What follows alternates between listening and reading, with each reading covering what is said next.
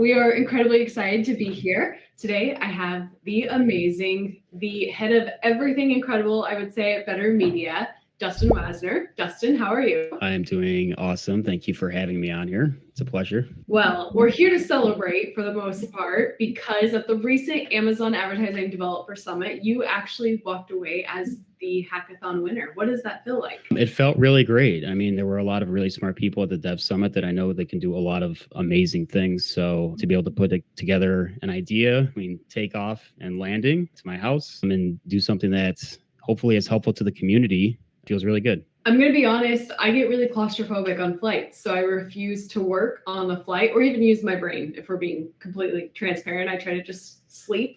So the fact that you're able to accomplish all of this while in air is all the more impressive, in my opinion. Yes, it was fun. Let's kind of talk about a developer summit in general. Like, what is the purpose of Amazon playing a developer summit? What type of people are in that room? What does that look like? Yeah, definitely different than a lot of the other events that Amazon does. For instance, we just got done with Accelerate. We have Unbox coming up, and those are big rollouts for various groups of sellers or advertisers. But the Dev Summit in particular really focuses on a lot of the tech rollouts around the APIs, around Marketing Stream, around AMC, and then gets together a lot of folks like me who are in more product management to give us the kind of updates specifically to what's going on there.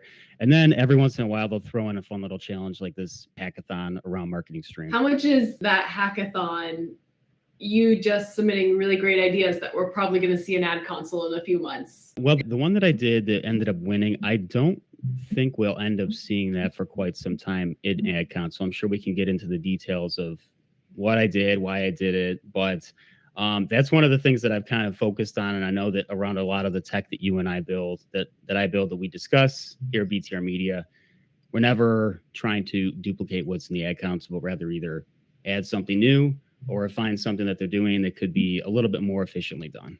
Yeah, 100%. Now, 3 to 4 years ago, I feel like when I was primarily managing out of ad console, I was such a big fan of managing out of ad console because we had access to things like bulk. And also it was an ad console first rollout mentality, I felt like. I think we've seen a shift from Amazon for one, but just everything that I think you've dove into and having a summit like the Developer Summit, I think gives you more insight into this. Amazon's rolling out a lot of things that are API first, and that's relatively new, I would say. Yeah, they are getting into that. I'm seeing that more and more. I still think there's kind of a mindset in the space of the API has this like magic data set that if you implement this, it's going to transform things. It's not really quite that extreme. Like, for instance, the big one at the Dev Summit was definitely Marketing Stream, which everybody knows mainly in the industry for dayparting because we get the hourly segmentation through those data sets.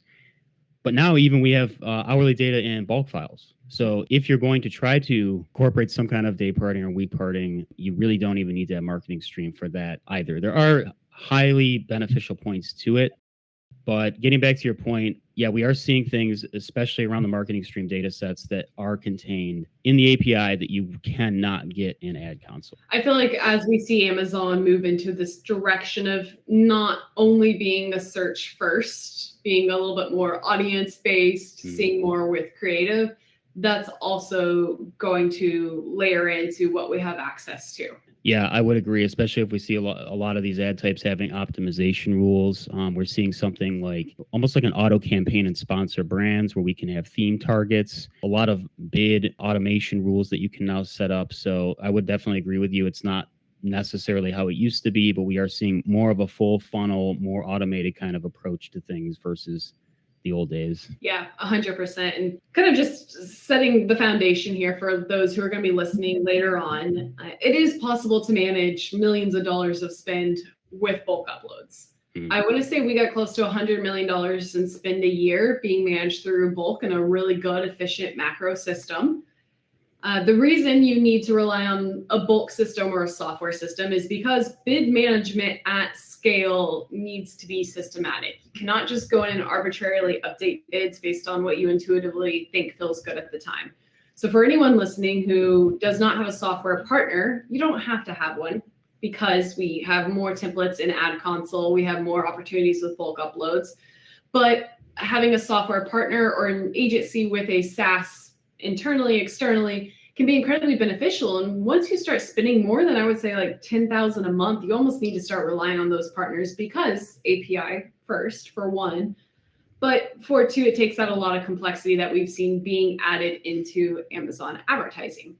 Now, for those who are unfamiliar with the software providers in the space, feel free to check out my LinkedIn post where we vet the top software providers based off the industry feedback, or shoot us a message on the best way to utilize the certain partners. I think Dustin and I have probably done demos of almost every single one of them at this point, or consulted for a lot of them.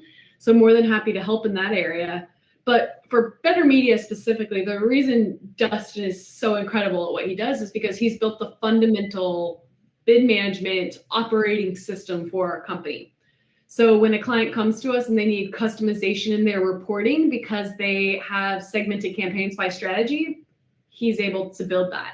When we start looking at things like, why don't we have a dual dashboard for search and DSP in one viewpoint? Because Ad Console doesn't currently provide that. Dustin's able to commingle that data set and make it happen.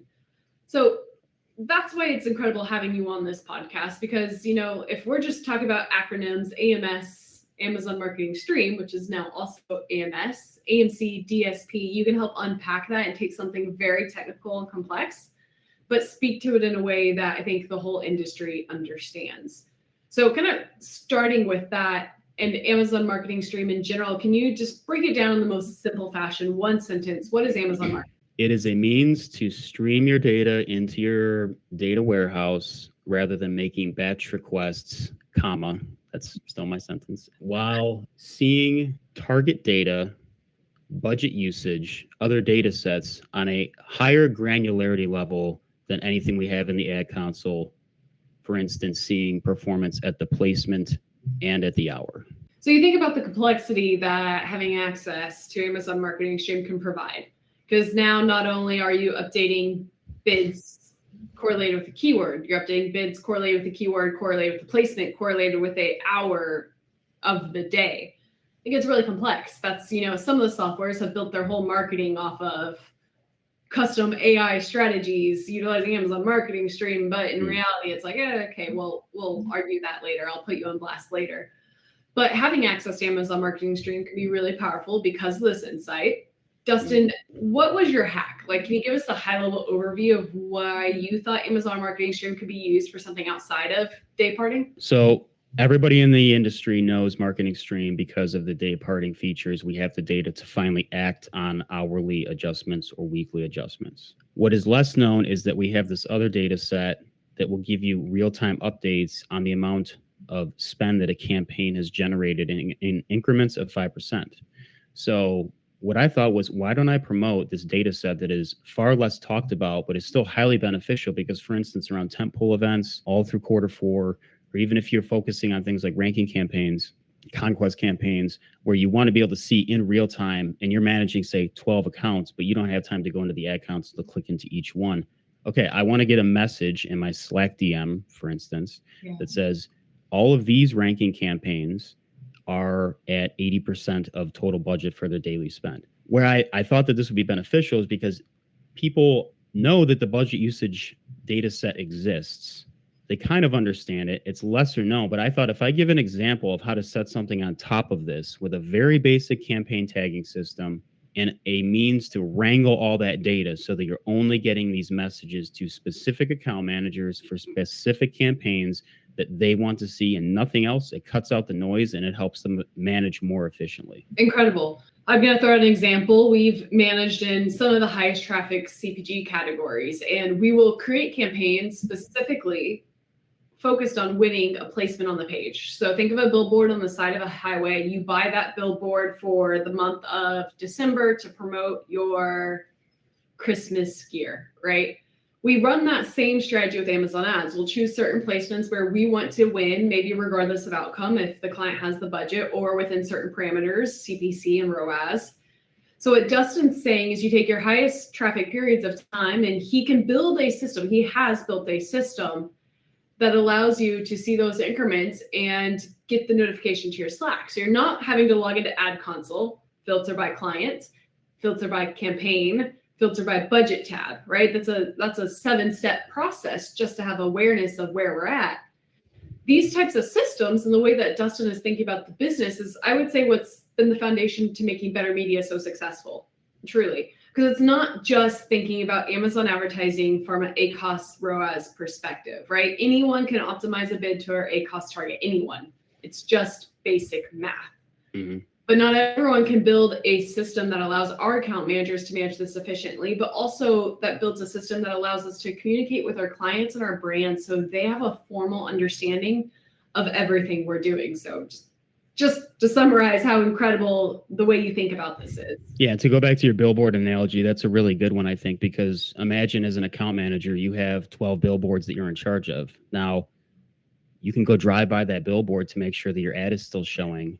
But what we've done is essentially create an airplane you can drive in and you can see all 12 at once. Yeah. So this allows our account managers to do something that maybe the clients themselves don't even notice is going on in the account, where these important campaigns are running out of budget. They're not aware of it. The account manager's not aware of it, but it does impact performance.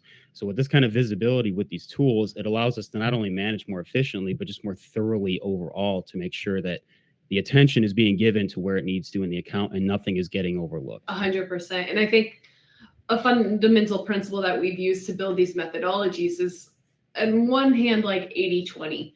Like, what can we build systematically that is going to allow us to scale, but also considering that the free time we have can go into things that really move the needle, the things that the clients are concerned with. You know, when Amazon rolls out their new AI video builder, our team can go focus on that and figure out how to strategically incorporate that with the systems, because we know that the tech is doing its job. It's updating the clients, it's updating our team, and it's also hitting our ROAS and our budget targets, which is important. Yeah, it's all about the lowest hanging fruit in my point of view, from when I think, because I was an account manager myself, so I can put myself in their position. What is the lowest hanging fruit that will make the biggest impact for the clients that we're managing, to help those clients have thorough management, efficient management?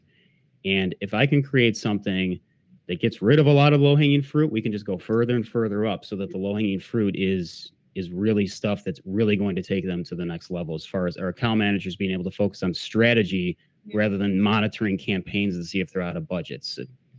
$10 an hour work versus $1,000 an hour work. We want them to be able to focus on the most efficient things for the clients. Dustin, you've been working on our tech for quite some time now, and it's always improving. There's always different iterations. Amazon forces a rate of change that makes everyone's lives more difficult and exciting. What has been the most exciting thing that you think you've built? What was the biggest feeling of accomplishment since starting with us? I would have to say our tagging system has integrated throughout the entire organization in ways that I never have foreseen. And I've seen a lot of other SaaS providers' tagging systems, and they don't quite work the same as ours, because I believe ours integrates throughout our entire internal SaaS tool in a way that I'm yet to see. And it's helped us manage everything from bid ops to reporting and so many other things, search term scraping, etc. So I feel like that has helped us lift a lot heavier load a lot easier and give clients a greater level of satisfaction with their management. I shouted this out already, but it's the understanding of what it's like to be a seller and account manager that helps with that level of integration, because the tagging system isn't just for high-level reporting. The tagging system boils down to our budget distribution model. Where are we prioritizing month over month, and how rapidly are we changing that based off clients' goals and expectations? It boils down to our bid optimization system. A new product launch should be optimized very different than a historical product. It also does boil down to content education and the conversations we're having with clients. Clients like to have things categorized in a very specific way. And it can be hard to take a client's portfolio and summarize it to a text goals. And you're kind of fixing that middle ground. You're saying, hey, we can take your portfolio and give you reporting on your portfolio, but also level up our current reporting. And I think that's what becomes really powerful, especially as we start considering things like DSP and ANC and what the full funnel looks like. a tagging system will be able to also integrate into those methodologies, which helps a lot when you're starting to ask those questions around incrementality and attribution. Yeah, 100%. And although I got a lot of personal satisfaction out of building this and seeing it integrate thoroughly, I've gotten an equal amount of satisfaction in seeing so many of our enterprise clients be literal raving fans of our tagging system because of the way it can break out reporting in a way that no other agency has been able to, where they can finally have insights to specific product lines, sheet sizes, whatever it is. They have that breakout so they can compare the performance and being able to implement that into bid ops. So if you have different target ACOS or ROAS goals per product line or per price point, that's something that all flows into as well. So it's been a 5 out of 5 with clients for sure. Most definitely. And I think we've also set the standard on strategic management and no longer viewing Amazon advertising as a silo, right? Mm-hmm. We've talked a lot about how you utilize Amazon advertising to influence your organic presence and your BSR.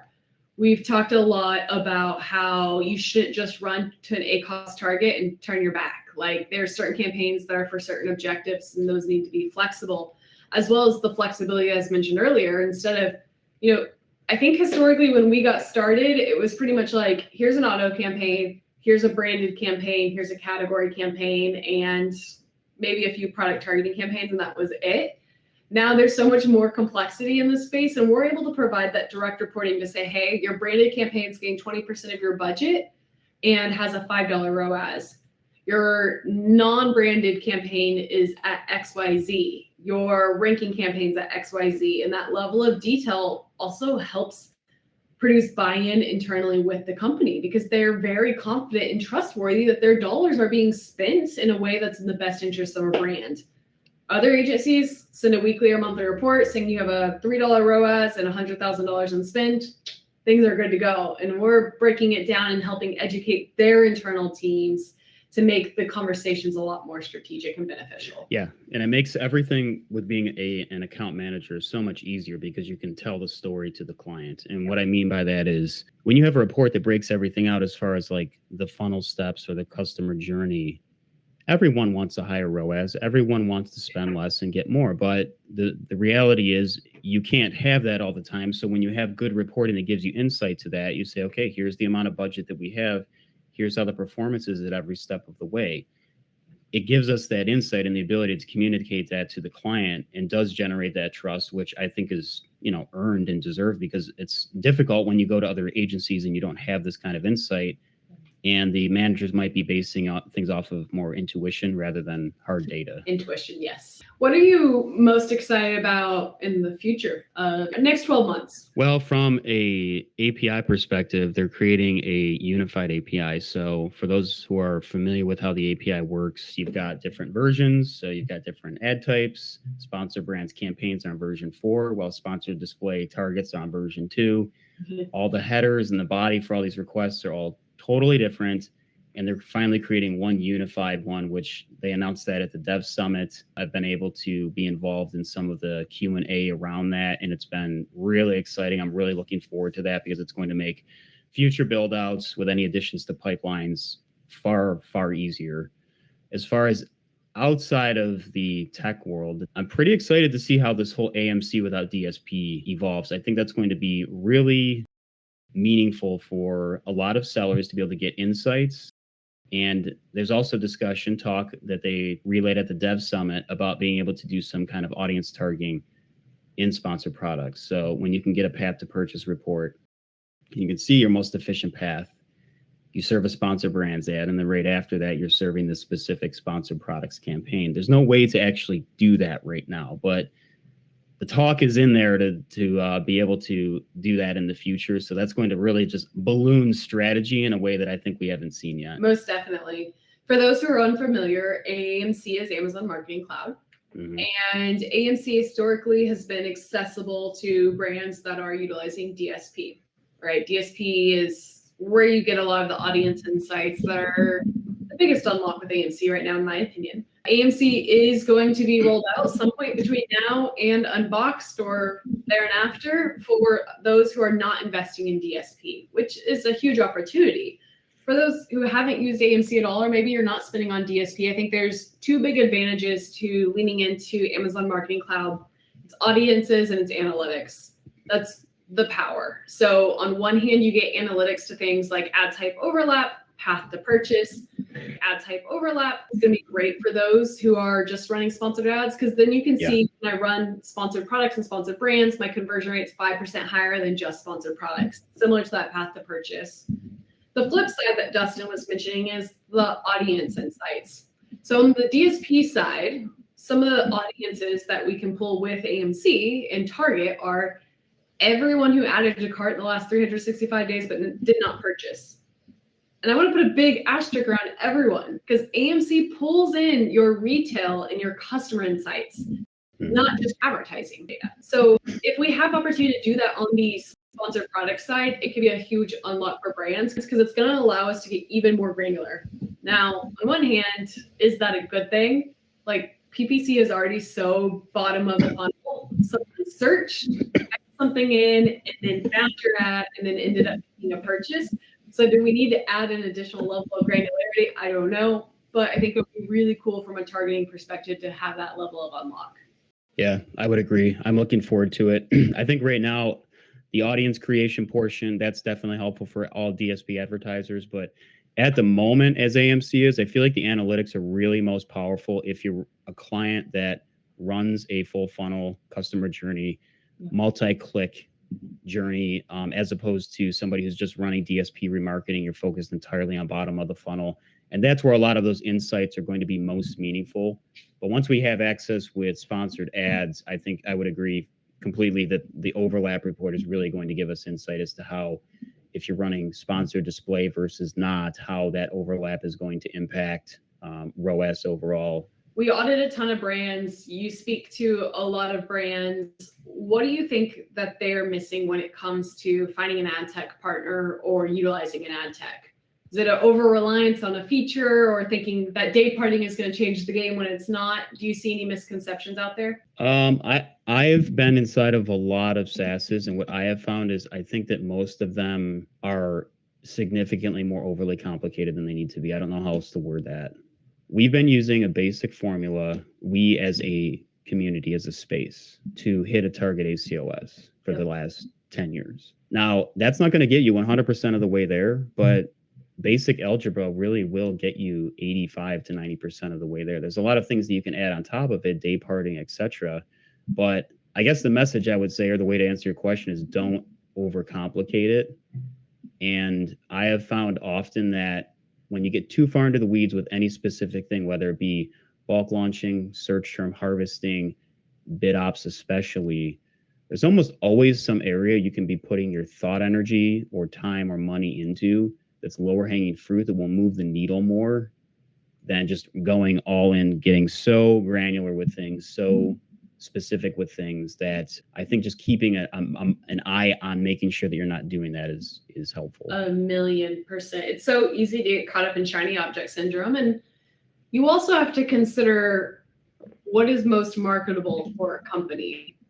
If a SaaS is going online and saying, I have the absolute best AI dayparting methodology, you kind of have to tilt your head, be like, why is this the only company in the space marketing this when we all have access to the same API? Are they that much smarter than everyone else? And like, at the end of the day, like you said, is it necessary? I managed by hand $10 million worth of spend at my first agency with zero ability to utilize bulk because I didn't understand macros, and zero SaaS. And I hit my ROAS target and spent my budget at the end of the day, which was the two biggest KPIs. And that was with me going in by hand using the same basic algebra formula you're just discussing to optimize. There's a search term report, but I would open 30 of the top spending tabs every day. And I was still running single ad groups, thankfully. So I'd open up all 30 ad groups, filter top down by spend, and just optimize anything outside of target. Yeah, I remember being in that position as well, and I learned macros pretty quickly, but I found that it really didn't take all that much. You know, there's a lot of SaaS providers today that are supposedly incorporating AI, and it's really shiny, and I think a lot of people are attracted to that. But again, just going back to what we were just talking about, don't fix what isn't broken. That's the way that I look at it. And if you get too complex with any part of the management of an account, you tend to, I have experienced, introduce unnecessary complexity, and the risk return, if you will, or the diminishing marginal returns for that usually aren't there.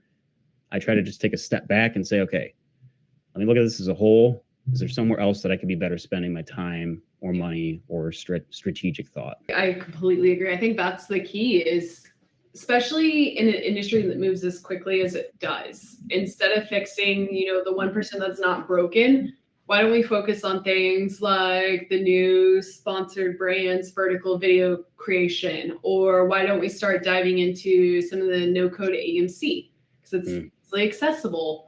Or I'll have a brand, I have had multiple brands reach out, and they'll request a really complicated AMC query. They want us like, hey, it's part of our audit. Like, can you run this AMC analysis? And I'll hop into their account, Dustin, and it'll be the worst PPC setup I've ever seen in my life. And I have to be the bad guy that comes to them. Well, you don't have to be, but I feel like in honesty and transparency, you have to be like, look, we need to focus on improving your Amazon advertising, your PPC, before we even talk about AMC. But no one wants to hear that.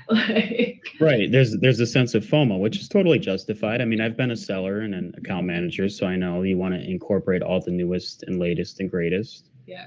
But building the good foundation, the good nomenclature, the good segmentation of campaigns, solid bid ops, a solid process for the basics is always going to be more beneficial, rather than trying to focus on something like doing AMC queries when they may not even help you that much. 100%. It's the balance. Build the foundation. Don't overcomplicate the foundation, as we've mentioned, and focus on your time on, some of the things that are going to drive value, some of the first mover advantage opportunities. I think that's the biggest thing that I've learned being in this space for 7 years now. Well, this has been absolutely incredible. Thank you so much for hopping on, as per usual. And for anyone who takes the chance to listen to this, has any questions, always feel free to drop them in the comments. We are very happy to answer anything, and very excited to see what else you come up with in the next 12 months. Yes, 100%. Amazing. Thank you. My pleasure.